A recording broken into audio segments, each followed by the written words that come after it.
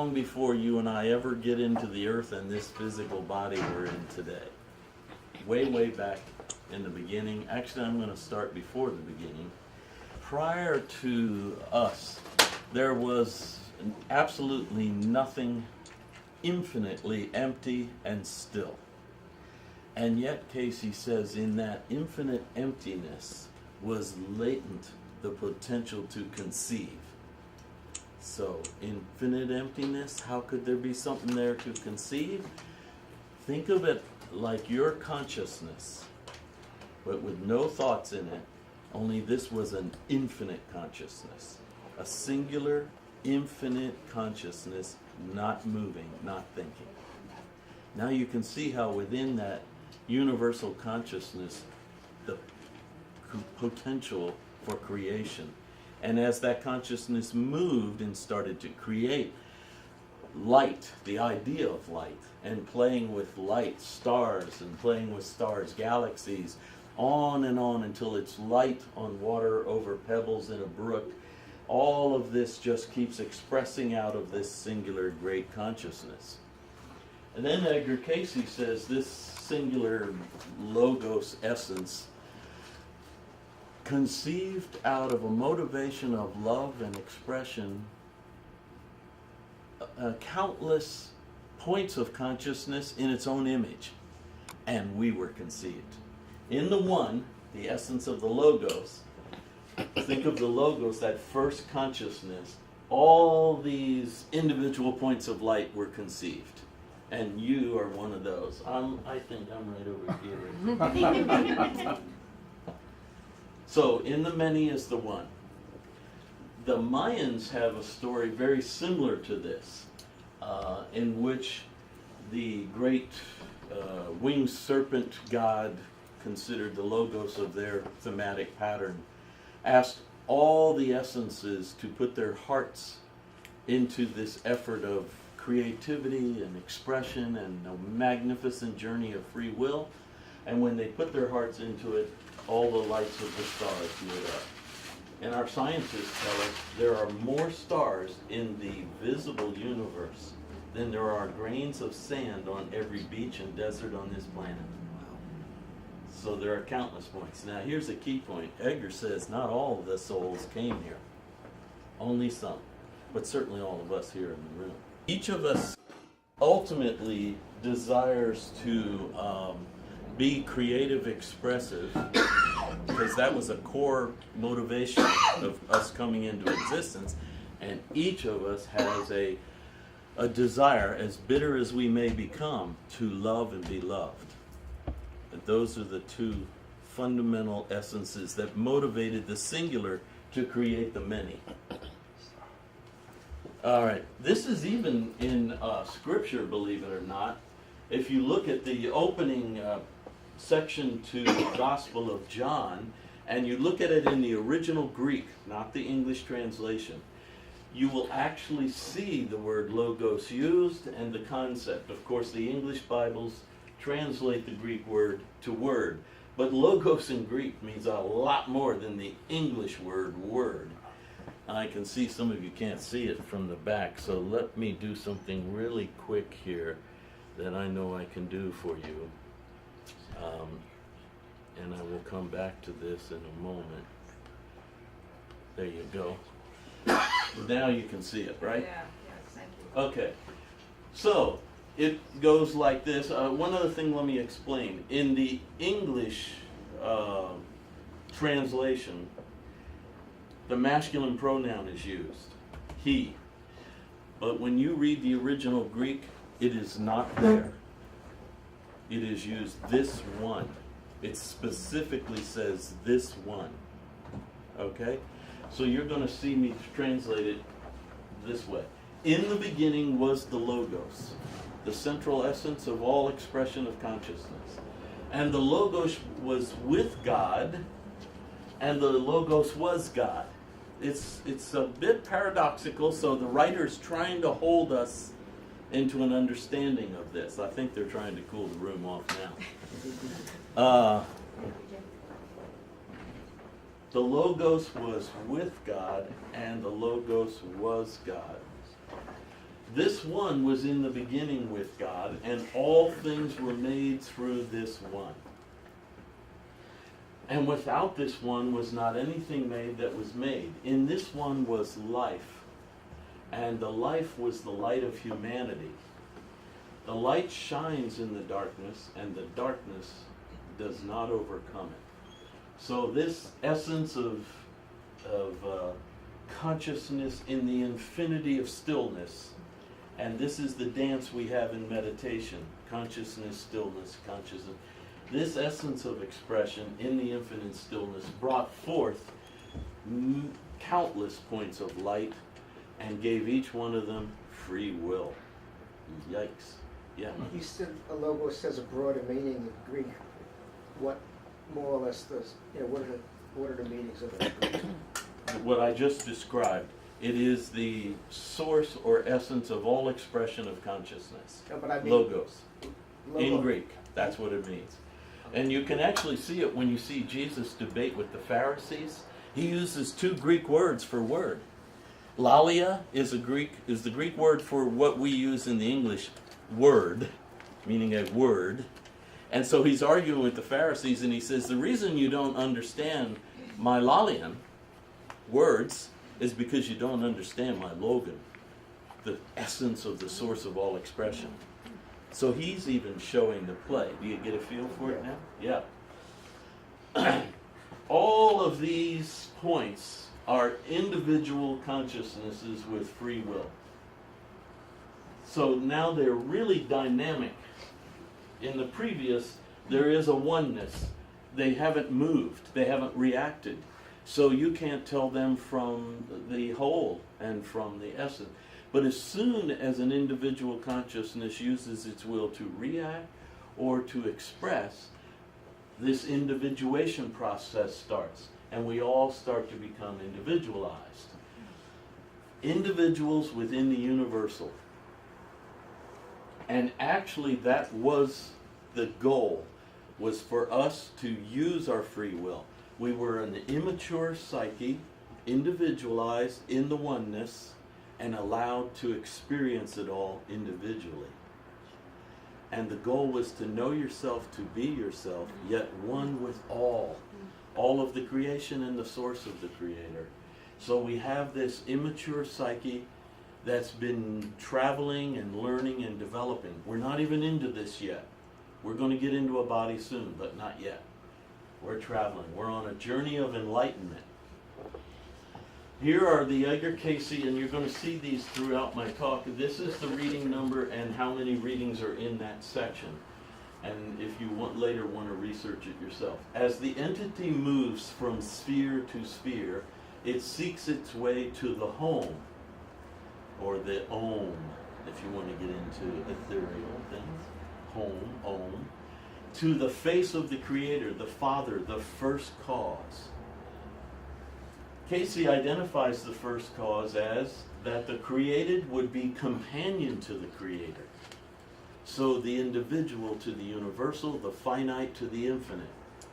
And that when this blend starts to happen, then wholeness, contentment, a deep peace comes about, and you feel the fulfillment of your mission, of your existence. This is the reason we were created, and as a result, the created, our soul, is given opportunities to, quote, show itself to be not only worthy of, but companionable to the Creator. Now we're talking about the Creator of the infinite universe and everything in it. So you got to grow a lot to be an interesting companion. The essence of that Creator, though, is the spirit of love. And I'm not just saying this from moderns. Ancient sources say this. You'll see this as we go along today. But I want you to realize you are much bigger than you feel today as a personality in an incarnate body that's aging on you and dealing with other people. You ultimately have parts to you that are companionable to the Creator of infinity. Why don't we hold questions until I get through this a little bit? Otherwise, this is going to take a lot longer. Okay, one of the major processes you and I are on is called individuation. And some of the depth psychologists have become aware of this over the last 200 years and published a lot of material on it. Probably the leader being Carl Jung. Are you guys familiar with Jungian psychology? Individuation is something you personally know about, especially if you've had children. But all of you were a child, so you know individuation. But when you have that little baby come out, that little baby thinks it's part of your flesh, and it can't tell the difference between your body and its body, and it grows, and eventually it journeys a little bit away from you, but it runs back. Its oneness is with you. But as it continues to grow and you continue to help it individuate, discover itself, and I can tell you, having 3 children, right out of the womb, you can feel the difference in the essence of this bugger from that bugger. They haven't had any chance except genetics. I haven't socialized them, I haven't pitched anything to them, and they are already different. You can feel it. Oh, sometimes you go, oh, and sometimes you go, oh. Individuation, the uniqueness of the soul.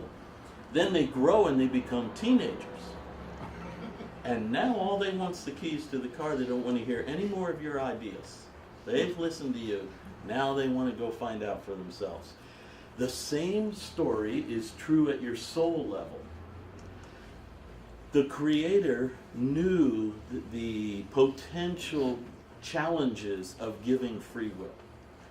Yet that was the only way you were going to become a co-creator. You were going to grow into the essence of being companionable, was to have the freedom to find your way and make choices that were either compatible or incompatible and grow into this position. So, as Edgar Cayce says, do something, right or wrong, do something, because you engage the free will. And in the doing comes the understanding. Here is Ouspensky. Now, Edgar Cayce didn't recommend too many books, but he did recommend Ouspensky, and one of them was Tertia Morgano.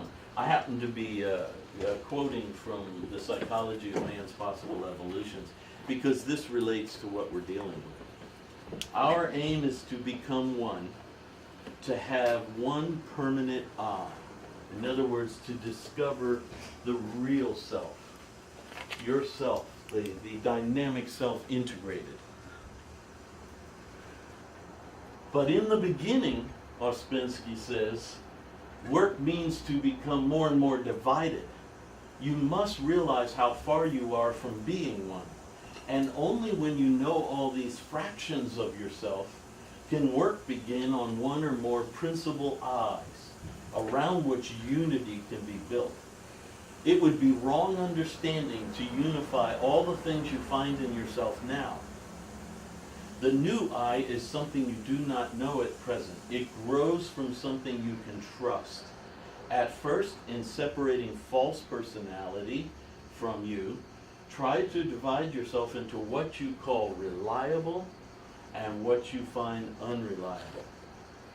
And you'll find that even more dynamic in your relationships, because others will help you find the part of you that you might want to change and the part of you that they really like.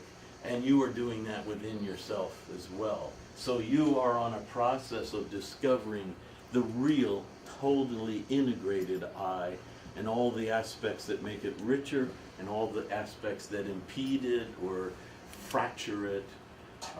This is the development that you're on at a soul level. I still haven't got us into this thing yet. You realize we're a traveling essence of life with a consciousness and freedom.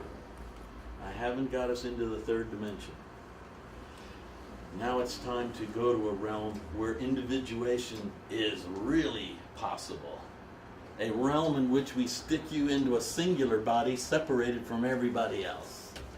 Now you're really going to start to individualize, and of course the realm of form, of 3rd dimension, takes the infinite into finite expression individually. Now, the infinite's latent within the individual, but the paradox of appearance is separateness. And each one of us is encased in a separate body. Edgar Cayce says that this is written in the book of Job. The morning stars, us, sang together, and all the children of God, us, shouted for joy at the coming of humanity. We thought it was a good idea at the time. I don't know how you feel about it now. But all the light beings are coming out of light form into physical form. And Earth is the dynamic place for this. And ancient Mu, or Lemuria, Cayce says, was the first essence of this, but we're not into physical bodies that we know today. We're expressing ourselves as light beings. The Egyptians called the Aku, the star being, the light essence of you. Then Cayce says we started to shape what we would call thought form. And so coming out of the essence of light, we started to take on the structure of a thought form.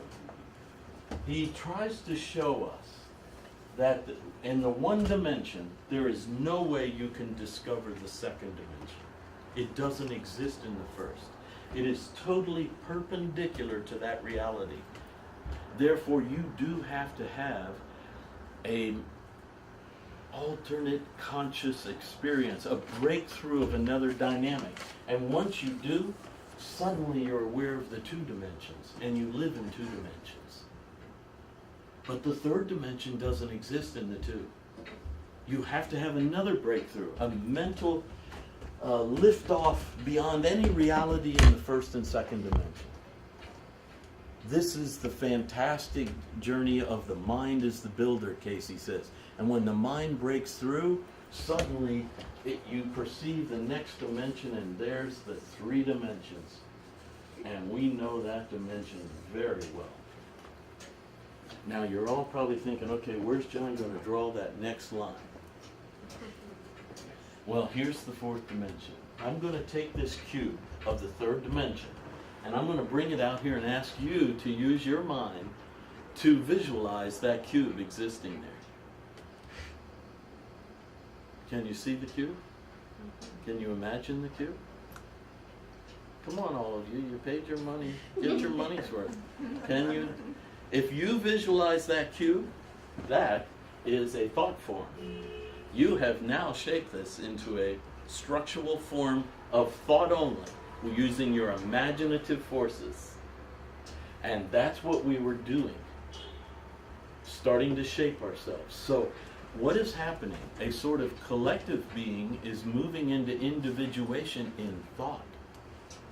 I am now thinking of myself as unique from you in a thought structure, and that's a thought form. And that eventually starts to crystallize into physical form using what we know forms crystals, nucleation. It's formed by crystals, and the best way to sort of see us do this is to think of the vaporous atmosphere that we live in, the beautiful vaporous atmosphere. And it starts to condense and get tighter, and then it conceives of the snowflake, which is a crystal, but a very delicate crystallization. You see, you're starting to come out of this now. You're starting to come into form. The form is very light. It's gossamer. But eventually it keeps coming down until it's a crystal, the physical stones that we see, and you crystallize into physical form. Then you have to move into material matter, and that's a journey that takes a little while longer. So, spirit and mind into matter and bodily form.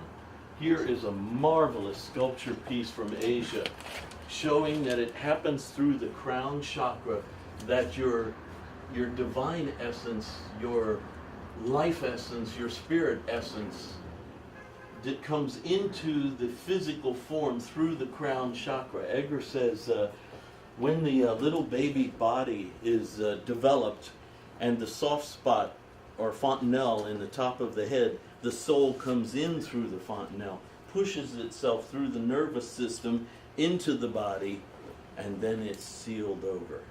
And you are encased in a physical body for a sojourn. This is troubling you. Well, can you hold the question for just a little bit? So, this essence here. Now, how did we come to this essence? Well, as you know, most of the evidence on the earth shows that it was through the line of the monkey, and eventually genetics and husbandry of genetics brought us to a point, and then there was the missing link. There's no clear leap from the evolution of the material expression of the chimpanzee or orangutan body, which has 98% the same genome that we do. But believe me, that 2% is very important. And the great frontal lobe. None of the others have the frontal lobe size we do. Those are very important. But there's no actual break, and Cayce says that missing link was the leap of the creative forces realizing the morning stars were coming into matter and we had to get a form for them that worked. And so that form started. And so now this is the way you come and go through this. Now, a little aside, Edgar said most people die through the portal of the solar plexus. He preferred they die through the crown chakra. You leave your body when you're passing through the upper portal. So when Hugh Lin was dying, his son Charles Thomas, who was my colleague for about 30 years, they slowly practiced this while his father was dying in the hospital. So Hugh Lin would let himself easily go out through the portal of the solar plexus, then he would come back and say, oh man, that didn't feel quite as ideal. Then he would try to leave the portal of his body through the crown. He would say, oh, that felt so much better. And they did this for hours while his body was losing its functionality. And eventually he left and didn't come back, and you have what we call death of the body. Lemuria, most of the scholars say, comes from the word lemur, and they associate it with this little creature. But actually the word lemur comes from a Latin word that means ghost. And that's what we were like in Lemuria. We were not in solid bodies. We were like spirits or ghosts. Then eventually we come more and more, descending more and more into matter, and you have some of these ancient symbols that show the great Kundalini coiled, the great essence of the creative force within us, in the hood of the cobra, which is not in this drawing.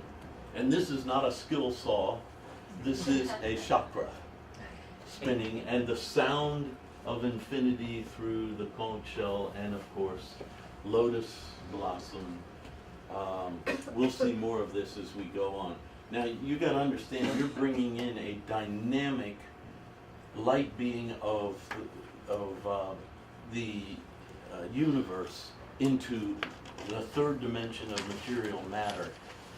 Edgar says, before the evolution of matter, there was an involution out of spirit in which we were extremely powerful, very wise, and our mythology of a time of gods, and gods with very much human nature, was a true period. And even some of our archaeologists today say that they find megalithic structures around the planet so sophisticated, of such magnitude of weight and size, so perfectly oriented to celestial events, that it doesn't fit with the theory of evolution. The loincloth people should have been growing corn, and here they were able to build a pyramid of 2,300,000 stones, some of which weigh so much we only have 2 cranes on the planet that could lift them. That makes no sense in the evolutionary theory. And Edgar simply says you're missing the involution period, and we're coming back now and starting to become more aware of it. However, before the perfect body was formed, there were only animal forms here, and Cayce says that the myths or the legends of creatures that were half horse, half man, half woman, half fish are true, but they weren't captured in that. They could come and go. The Hopi say for a long period of time the door to heaven was open and you could come and go, but when you came, if you wanted to fully experience, there were no human bodies, and a lot of this period was this crazy period of pushing your way into animal forms that were here, or even enchanted forest, plant forms and all. He now says that transmigration, which is what this is called, no longer occurs. He said the law of this dimension was everything should give seed to itself. So there was a period of readjustment to clean this up. And now human spirits only go into human forms, and birds into bird, and feline into feline, and canine into canine, and so forth. But you can actually see in people the essence of the first animal sort of totem they touched. You can see people, they look a certain way. Some look a little bit like a bird, some like a bear. They have the essence of that because that was the first they touched. If you're familiar with a psychologist, Adler, you know that the first poignant experience you have cuts a groove in your psyche. And that groove tells you what's life's like. And if you've been touched and loved and it's warm and receptive and gentle, that's what life's like. If you're left and it's cold and empty and distant, that's what life's like.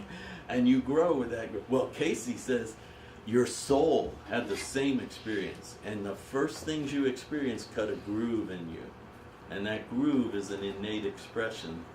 So we can actually see some of this, and you will have an affinity towards certain animals and not towards others because of this latent deep within you essence. The intention that got away from us. The intention was to be able to partake of physicality, but not be a part of saying. More and more feeding upon these sources from which you emanate, or of the spiritual life, was the intention, so that the physical body, the mental body, are attuned to the soul forces, your soul source, your creator, your maker, in such a way and a manner as you develop spiritually, even though you're in a physical form. Good spirits and bad spirits was a concept in Cayce's essence. These that partake of the earth or of the carnal forces, rather than of those forces that are of the spiritual creative or creative, those that are constructive are of the good, and the destructive are the devilish. Hence the greater development of that called occult or psychic forces, the use of same and the abuse of same. During the Atlantean period was during its first 1,000 years. Most of us have both of these within us. And if you've ever dated and then got married, you know that. As sweet and nice as we can be, we usually have a little devilish side. And we like to play with it occasionally. So that's an element of your dynamic. And that's what makes life interesting, makes growth interesting, makes people interesting. Also, you change as you go through phases in your life. Some of the guys I went to high school with who were real bad guys are pretty good guys today. You know, it's amazing they changed. And some of the real good guys are in jail today. I don't know what happened, but they flipped the switch. Long, long ago. Mu and Lemuria, this is Cayce again. We find the entity was in that land that has been termed Zu. Zu was closer to India, what we would call India today. Or Lemuria. Now Lemuria was a region inside Mu. Mu was a huge continent. Lemuria was a region within it, like Poseidia within Atlantis. This was before the sojourn of peoples in perfect body form. So you see, we're not in the body yet, and you're still here having a lot of fun, doing a lot of things, getting in a lot of trouble, and you haven't even gotten into a physical body. Rather, when they may be said to have been able to, through those developments of the period, be in the body or out of the body, exactly what the Hopi have a legend of. You could come and go as you please, and act upon materiality or leave materiality. Before that, we find the entity was in that land now known as the American during the periods when there were the sojourning of those from the land of Mu or Lemuria. And the Hopi have this legend. They island hopped from somewhere way into the Pacific to the North American continent and the three mesas they have today. And they island hopped through a voice through their soft spot that guided their people. This is written in their lore. And they came to North America migrating from Mu or Lemuria. Okay? The entity then was then among the first of those that were born in what is now portions of Arizona and of Utah, and among those that established the lands there for the building up or growing up of that civilization in those experiences. Before that, we find the entity was in the land now known as or called the Gobi. And when Edgar described the Gobi, he said it was a lush place, not a desert like it is today. He also said we built the Golden Temple there, and it's underground, and when we discover it, everyone will realize evolution can't be the only story, because no one could build it today. Or that we're in the lands now called Indochina or Siam, India, or the Zulu. This is interesting because that is Gladys's note. She thought the Zulu was Africa, so she put a question mark. When I talked with her, she said, I just wanted to say, I don't know how Zulu, but that's what he said, and I wrote it down. So you have to understand, this is a stenographer trying to take this down, and he's moving. Land and Mu or Lemuria were combined with the teachings of many people. There was a lot of correspondence going on. And amazingly, Edgar said we had the power of flight. We were flying. We were communicating all around the planet, and there was only one language. The Tower of Babel hadn't occurred. Edgar said, don't forget these things. You guys all spoke the same language, and you were able to travel all around the planet and leave the planet anytime you wanted or come back. We don't see that today because we're so into matter. But it's coming back. It's coming back. Before that, we find the entity was in the land now known as or called the Mongoloid land, Mongolia, during those periods of the activities in the City of Gold. Yea, in the attempts of the teachers from Egypt, pre-Rata, though I want to explain. And he got a lot of readings, gave a lot of readings for people who were actually prior to Rata. From India, from Atlantis, as well as from the land of Mu and Lu, or Lemuria, or the teachers from the Nordic land. Odin, Thor, all those metaphysical concepts, the idea of the heavens, all of that, the Nordic legends are a part of this great whole. I think that's why they appeal so much to humans today, because they touch a truth they once knew so well. We're correlating all truths as one truth. All of such were a portion of the experiences, for the entity was as a minister or teacher or princess and journeyed to many of those lands. Now the reason you have to understand, prior to the Great Flood, Edgar Cayce said feminine was dominant. Feminine ruled the planet.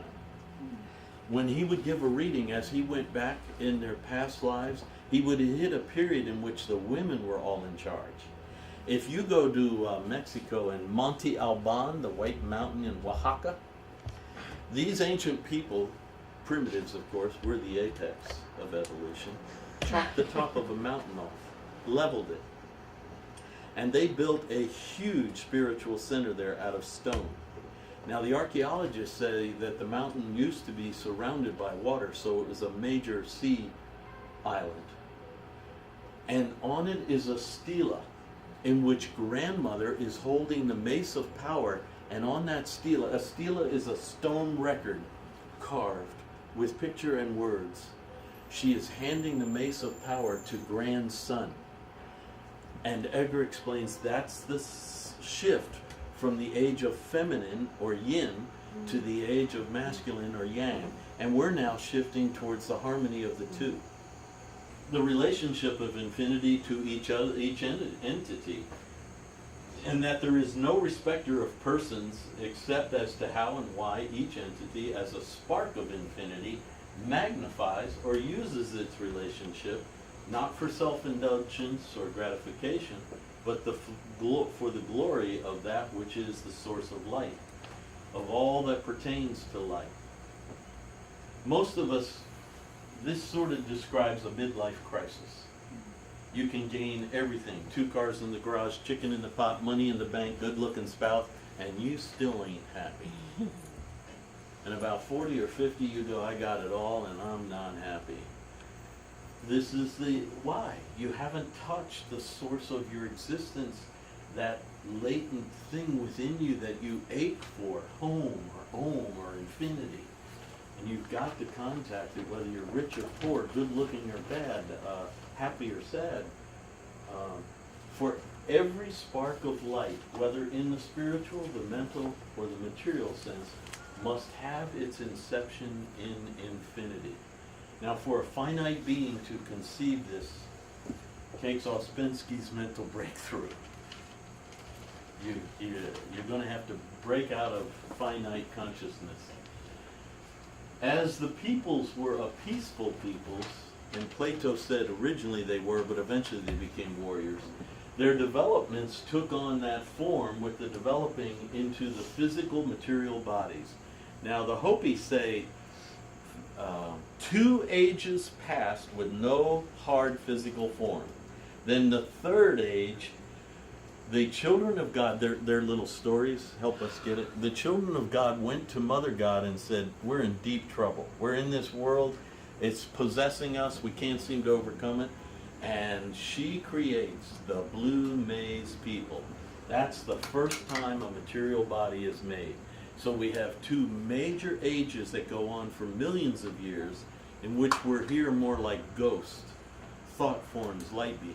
Then we have a 2nd age that's of millions of years. But we're getting deeper into matter. We're touching animal forms. We're looking through animal sensory systems.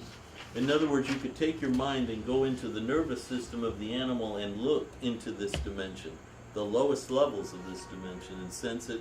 All this is going, but we don't have a human body yet until the 3rd age, when the Maya legend says Mother God created the blue maize people, perfect in every way. And that became the perfect body.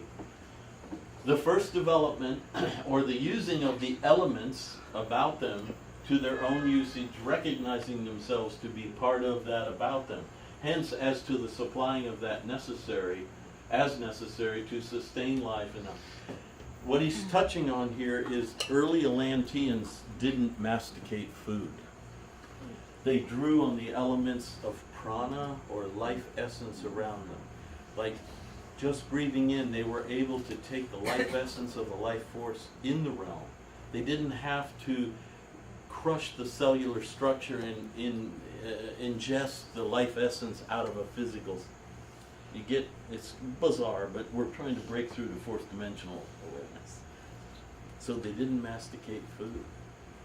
They existed by assimilating the essence of all the vibes and the energetics and the creative forces in the life.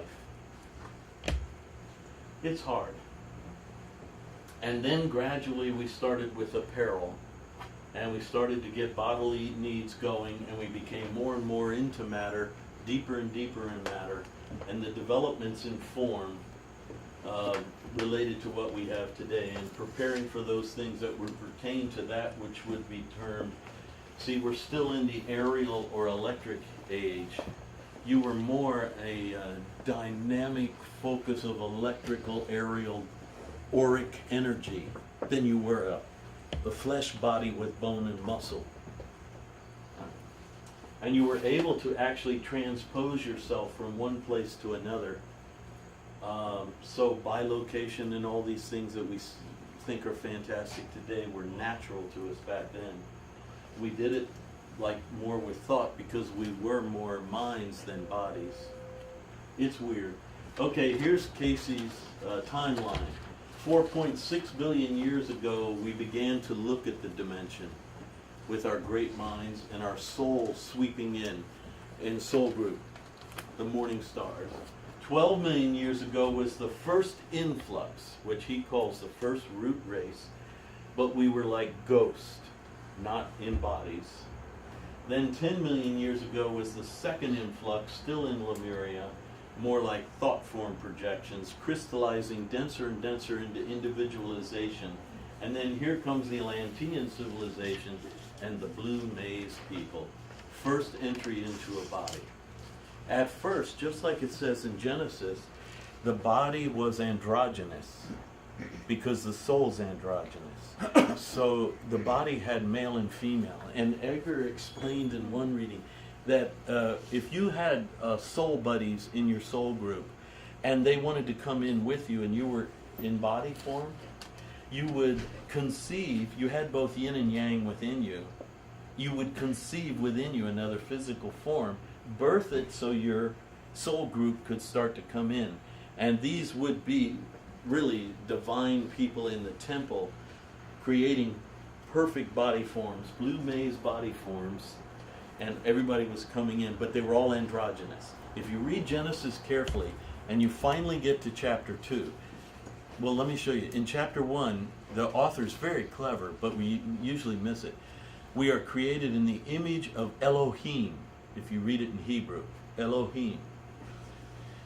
In chapter 2, Yahweh Elohim, which an English Bible will translate Lord God. In chapter 1, they'll translate Elohim, God. Chapter 2, Lord God, takes the dust of the earth, shapes it, breathes the breath of life, and we become living, incarnate beings. You got it? But a few verses later, God notices we're lonely in this realm of duality. So he casts a deep sleep over the androgynous being and pulls out the feminine.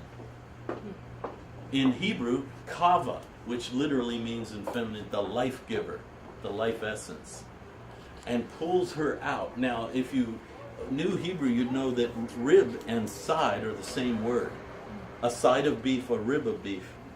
So it was some male translating this darn thing, and he used the word rib when he could have easily used the word side in English. So now you have, and if they had only named the masculine side Bob, we would have had this. Eve and Bob. But what they did was, the Hebrew word Adam with a little a means a being. And in the book of Numbers, they translate it that way, the whole book, which really bugs me, as a being, a person. But in Genesis, they don't. The same word, same Hebrew word, as a man. And that screws our heads up. It makes us think masculinity is the ideal out of which femininity came. It's not the case. Androgyny was separated. And so now you take the little a and you capitalize it. Of course, in Hebrew, as soon as you capitalize it, it becomes a personal name. Unfortunately, it would have been better if we had done Bob. So you get the idea. Now we're separated. So you and I were created in the image of the Creator. Then we were changed and created into singular form by the dust of the earth. And that wasn't enough. I'm only male. And yet my soul is feminine. You're only female. And Carl Jung, in his wonderful depth psychology says, if you want to have full consciousness, you have to get in touch with the other part of yourself, which is just behind the veil. So for me, my feminine nature, so that I get a bigger consciousness of my whole self, is just behind the veil. And I have to get in touch with that. You females, just behind your veil is the masculine. So you have this wholeness. And over the last 40 years in North America, we've all been doing that. Men have been trying to get in touch with their feminine, and it's been hell. But we've been trying. And women are getting in touch with their masculine, and it's been hell. But they're trying. To show you the generational change, my mom and dad are 94 and 93. Mom's soon to be 95.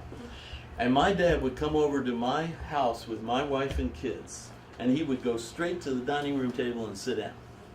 And I'd have to go, hey, Dad, you can't do that, man. Come on, we're going to help set the table. We're going to get the... He said, your mom will do that. I said, yeah, I'm not worried about my mom. It's my wife. Get up.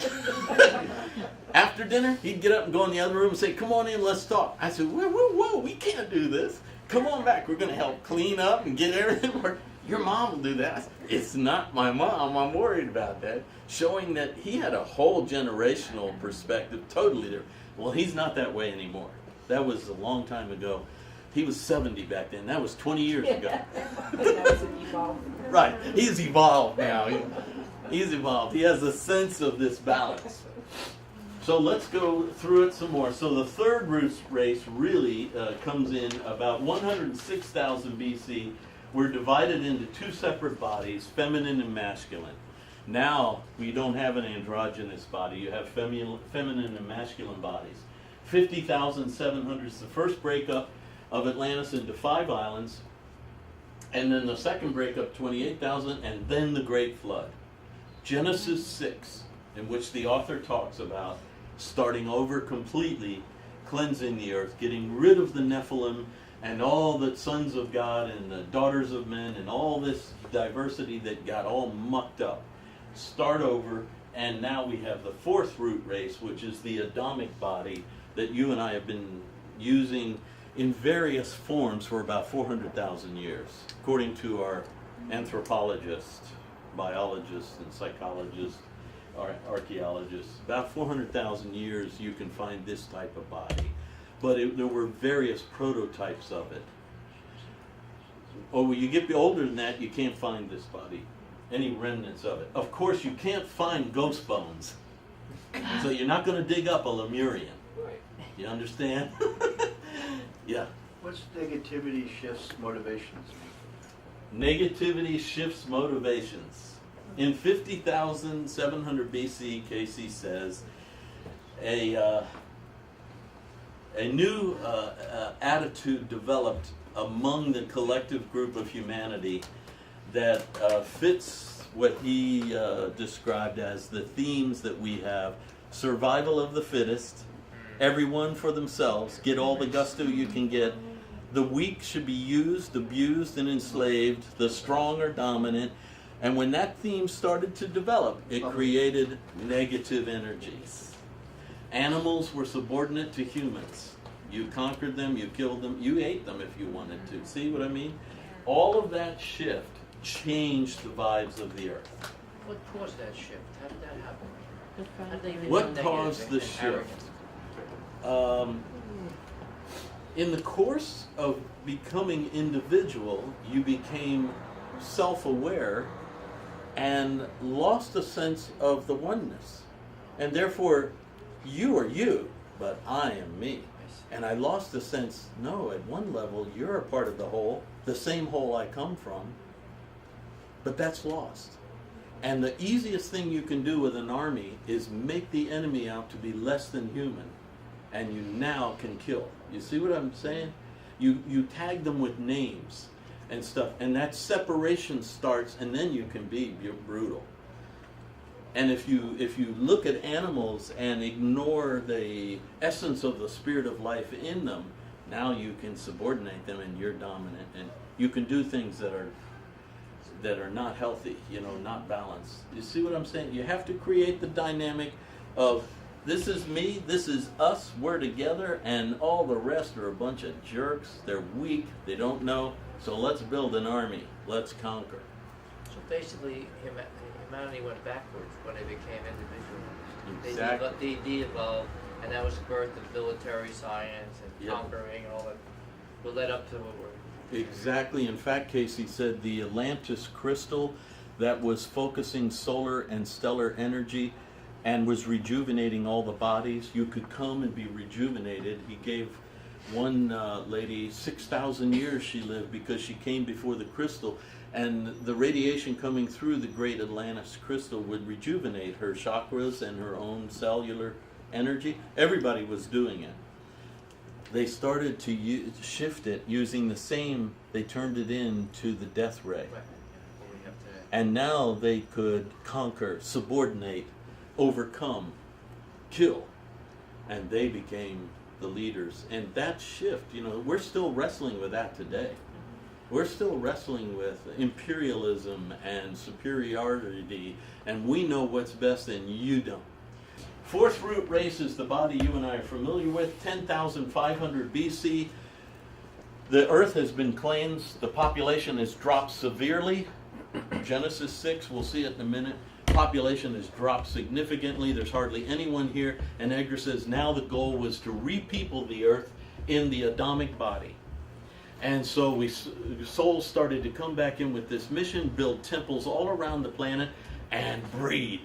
Okay, the final destruction of the ancient lands in Atlantis is 10,014 BC. Now you have the world as you know it today, and the history as you know it.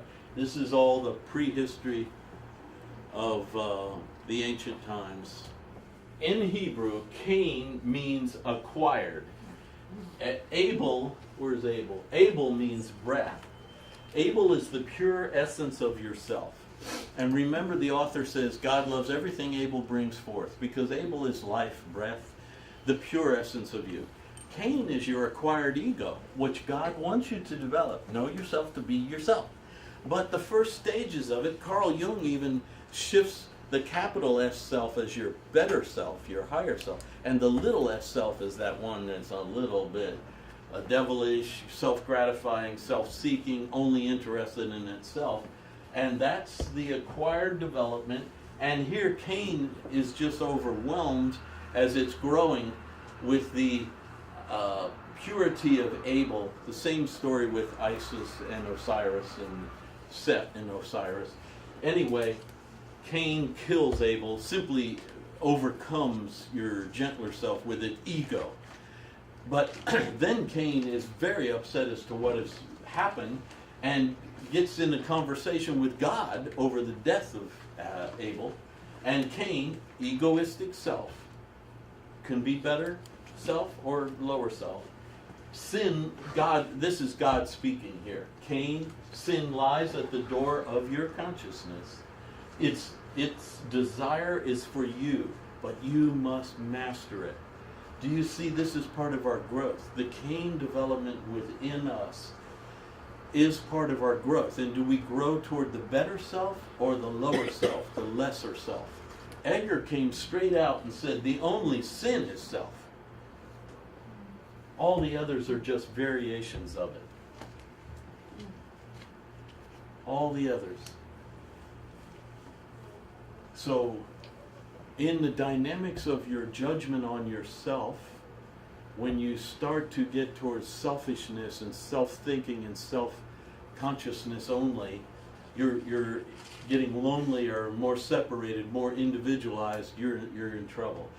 When you're relating with others and you start to think of how you can gratify yourself off of them or glorify yourself to them, you're getting individuated and lost again, and you don't sense the whole.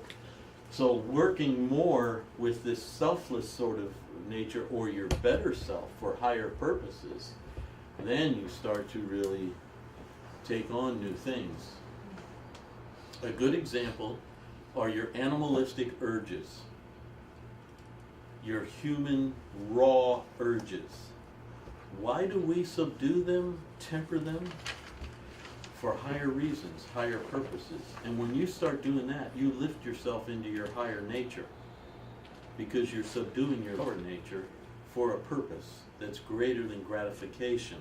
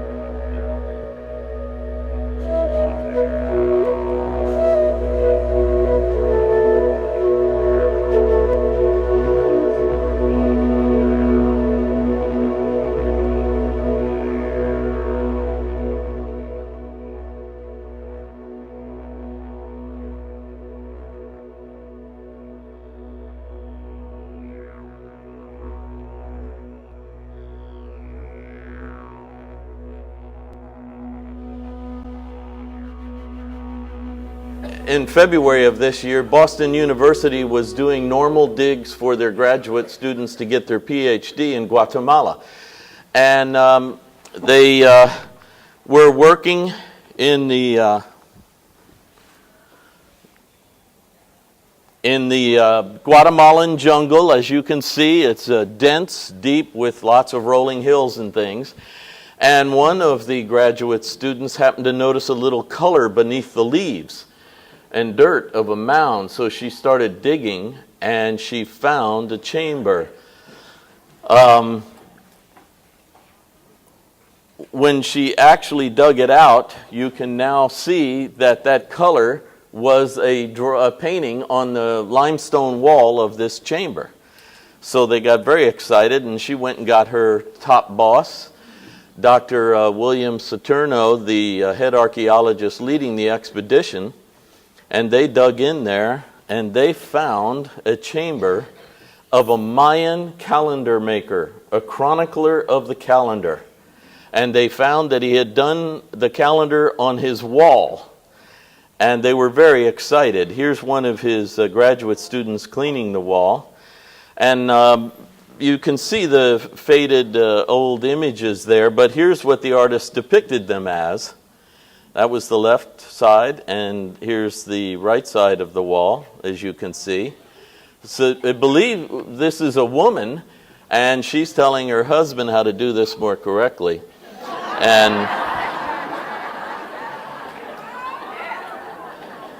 And this is what the wall looked like with the calendar. This is Mayan calendar calculations by this chronicler. So you actually have, for the first time, the oldest Mayan calendar made on a wall, like a whiteboard. He was doodling on the wall here, calculating the whole calendar. The amazing thing about the report is that the calendar goes on and on and on. So it does not end, but goes on, this one roughly for 6,000 years beyond the current.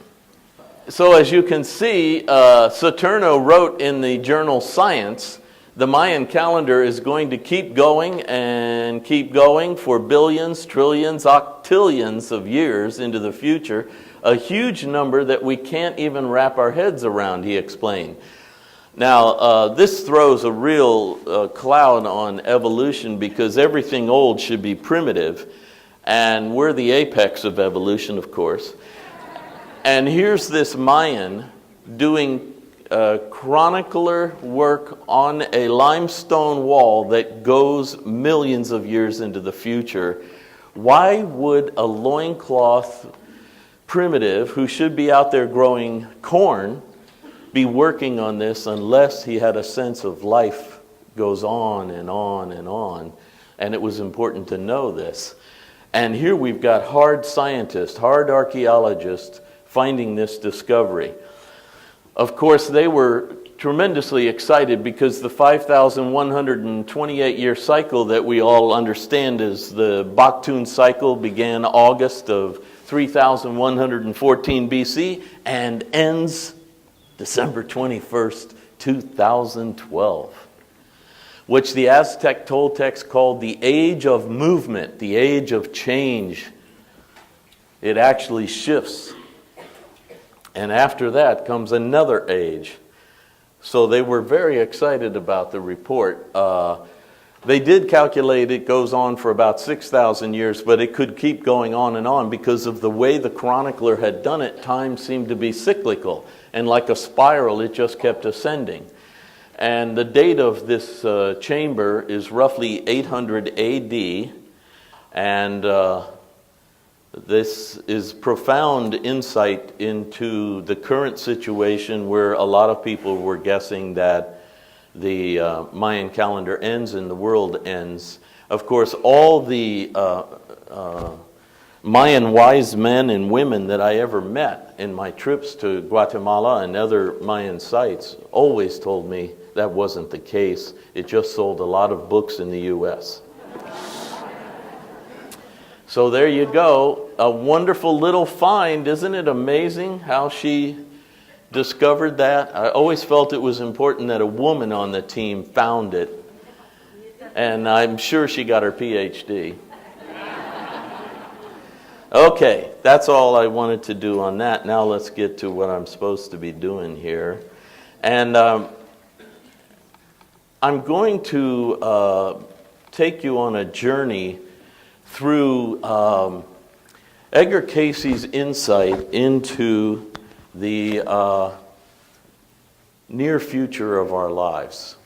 From his perspective, most of you know, there really was, it's so hard for our three-dimensional minds to grasp this, but there never was a real beginning, and there never is a real end.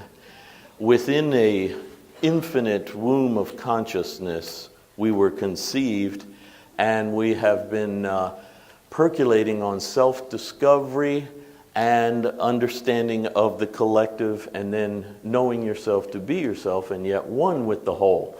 And the journey was so much a celestial being's journey, even though we think of it as a terrestrial being's journey, that when we first descended, Edgar Cayce said there was an involution prior to the evolution. We were very wise. That's why when our archaeologists find megalithic structures of ancient periods of time carved so perfectly and aligned so perfectly to the cosmos and the events of the planet's movements, it doesn't fit with the idea of evolution. We're supposed to be the know-it-all. And every time we've tried to replicate the Great Pyramid, we have failed at it. It is amazing structure. When we were descending with our wisdom and with our celestial nature, we were able to carve the Great Pyramid and build it in a manner that contained a chronogram of time. And it correlated to the ancient Egyptian Book of the Dead. And this prophecy I'm going to share with you, I'm going to take you through this journey and show you the correlate between these two magnificent structures. The first thing you need to understand is that the Egyptian Book of the Dead existed long before pharaohs and the Egypt you and I know. Long before. And many of the early scribes who actually carved this on temple walls recorded the fact that they got it from a previous people. Now, Edgar Cayce, as you know, said this previous group was in existence 11,000 to 10,000 BC, which doesn't fit with archaeological evidence of current ancient Egyptian wisdom. However, there have been some recent discoveries. Here's the Stonehenge in southern Egypt, roughly 6,500 years ago, which puts it about 1,000 years before Stonehenge in England. And these people in Napta, southern Egypt area, were celestially aware and recorded much, but they did it orally. And it is very possible they didn't have bodies like you and I. Edgar said we were not as dense as we are today, therefore digging for bones to find us is not going to work out too well. But eventually we gradually came into matter, deeper and deeper into matter. Now, we know that this pre-dynastic Stonehenge complex stood on the shoreline of an ancient lake at around 9,000 BC. Now, where that gets excited is when you find out that the Sphinx was now reanalyzed, and it was determined that the weathering on the Sphinx was due to tropical rain runoff, not so much wind erosion.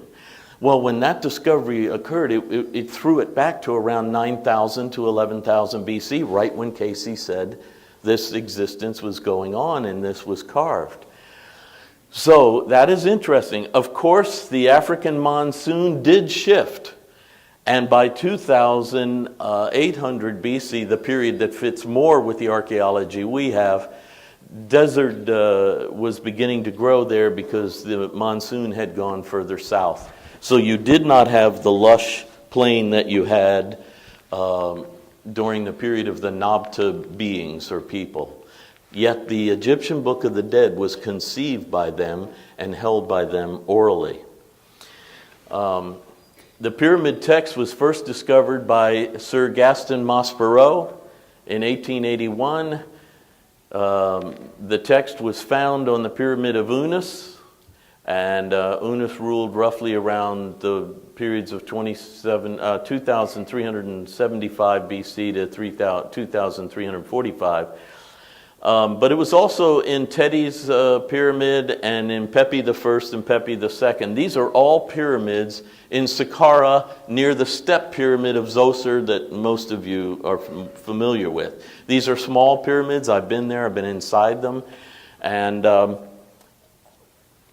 the utterances, every one of the ancient text of the Egyptian Book of the Dead begins with words that say to be spoken. And so they were like spells or mantras or incantations. And they were called utterances. And they carved them on the walls for the first time. What we would call the ancient Egyptians carved them. But they belonged to a people far older than those people. Gaston Maspero identified that many of